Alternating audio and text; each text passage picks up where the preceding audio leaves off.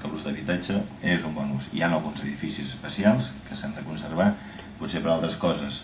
El gremi de Pellaires de Vic té iniciatives, té propostes amb alguns edificis per fer un museu, per la memòria històrica de les pallaries i activitats de pallaria. Això també hi ha de cabre, però en general tot el conjunt no pot ser exclusivament d'equipament, seria totalment inviable econòmicament. Per tant, crec que el pla especial està ben plantejat, conserva el més important, s'ha de revisar la trama urbanística, si realment s'ha de tirar a terra o no s'ha de tirar a terra la part de darrere, i s'ha d'aplicar els usos que facin possible aquesta restauració. Si no fem així, anirem parlant i al final no tindrem capacitat econòmica perquè s'aguanti. Per tant, jo crec que aquest és el primer plantejament. En quant a la teva pregunta, que ningú ha contestat, perquè tu em sembla que has preguntat què pensàvem de la plataforma i de la seva existència. Però abans d'acabar, breument, crec que les plataformes són una bona eina novedosa de fer política i d'incidir en temes puntuals que sorgeixen en moments de crisi d'un punt concret de la ciutat, que no és només d'aquest punt. Aquí jo crec que denota potser una necessitat de replantejar tota la restauració, com deia ell, que també estic d'acord, el casc antic. Això es podrà fer amb la revisió del pla urbanístic municipal, s'ha de fer nou, s'ha de plantejar el patronat o l'autorització del patronat, com ha de ser, es pot plantejar moltes coses. Realment això denota una crisi més important. I jo crec que també s'ha de plantejar tot això. Per tant, benvinguda a la plataforma, encara que les plataformes, cuidado que no han d'acabar dirigint les ciutats, perquè els elegits democràticament són els representants dels partits polítics i elegits per el poble.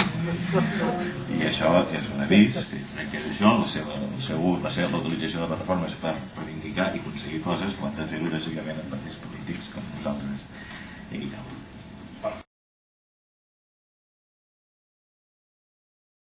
Amb l'ampliació del carrer de les Teneries, amb la possibilitat de nova edificació en la banda que no dona al riu del carrer de les Teneries, sense mantenir la tipologia actual, amb la creació d'uns espais verds que segurament estan sobredimensionats per el que seria el teixit d'aquest barri, no és la solució òptima, i per tant ens sembla que tota aquesta peça, que repeteixo és emblemàtica per la ciutat, cal repensar-la.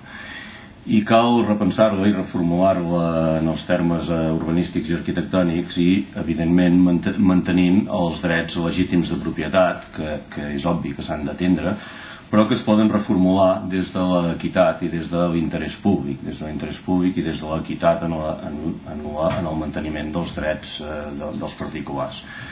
Pel PSC creiem que la participació ciutadana és important en aquests debats i també creiem que podem ser capaços d'arribar a un consens per arribar a una solució que respongui als interessos de la ciutat i que respongui als interessos de les diferents propietats.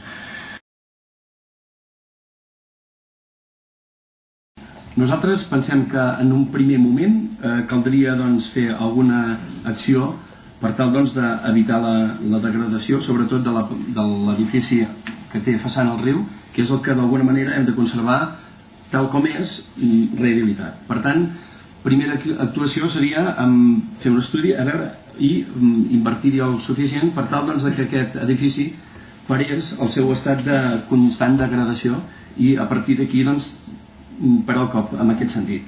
Per l'altra banda, nosaltres pensem que el projecte que hi ha, amb algunes modificacions, podria estar bé. Entenem que no fuig massa del que ens interessaria, perquè té àmplies zones d'espais verds que d'alguna manera estan molt a prop del centre i això també és important a tenir.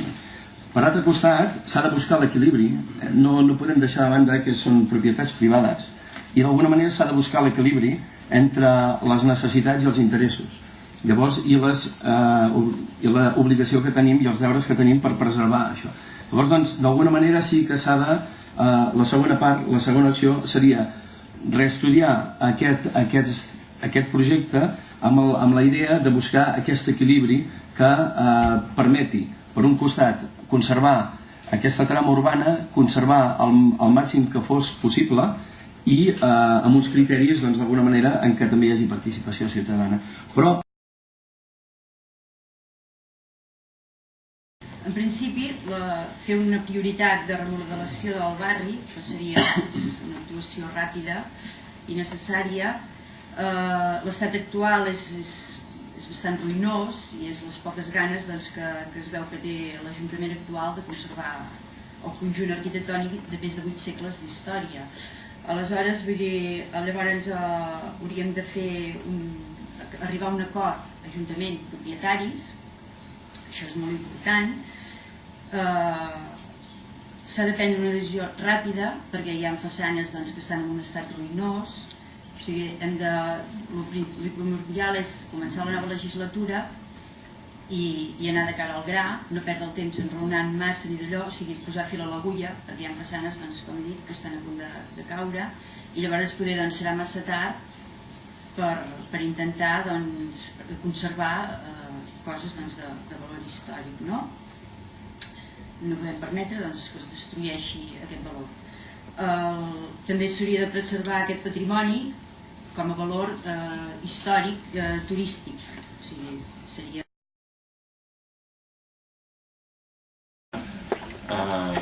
Bueno, però que no estem gaire d'acord, no? S'ha dit, hi ha el que hi ha, si hi ha el que hi ha, com he dit a la primera intervenció, és perquè no s'ha fet la feina que s'havia d'haver fet durant aquests 4 anys. També s'ha dit que el pla especial per les saluderies planteja la possibilitat de que si aquests edificis es declaren en situació ruïnosa es poden reconstruir, mantenir la fisonomia i tal. Nosaltres aquesta possibilitat no la contemplem. Nosaltres el que proposem al programa és que ja d'entrada s'ha de promoure un pla per a la rehabilitació d'aquesta zona. Vull dir, la possibilitat de que es pugui declarar en estat ruïnós ja ni la contemplem. S'ha d'actuar ja i per tant nosaltres proposem aquest pla.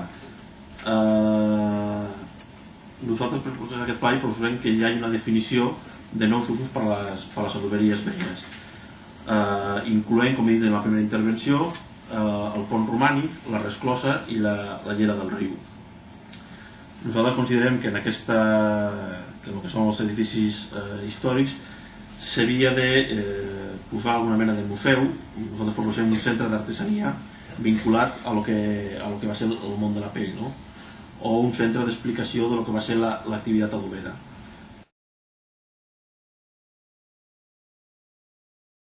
Molt bé, com a CUP creiem que hi ha 2 punts molt importants. El primer és que s'hauria de netejar la imatge del barri.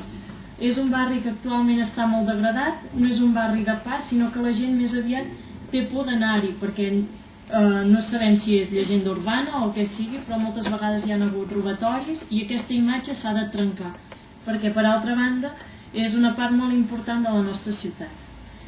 Pel que fa als usos, hi haurien 2 tipologies diferents. Primer, hi hauria una part cultural, ja sigui fer un museu on expliqués tota la història de les adoberies i dels adobers i quina evolució ha tingut cap a com s'actua actualment amb la pell. Per altra banda, hi hauria d'haver-hi una part de sales per les associacions i col·lectius que actualment a la ciutat de Vic no tenen lloc on poder anar a reunir-se. I una altra banda seria fer un centre cultural. Similar a la que hi havia. Bé, jo estic en contra, jo i el meu partit en aquest cas, i el que fa falta allà és una total conservació, ja que són edificis emblemàtics, com molts de vosaltres ja heu dit, són de postal, no? No ens ho hem de mirar des d'aquest punt de vista de postal, ens ho hem de mirar des d'un punt de vista sentimental, des d'un punt de vista de que un ciutadà de Vic no pot pensar ni pot veure una catedral sense el seu campanar, que es conservi la façana, no.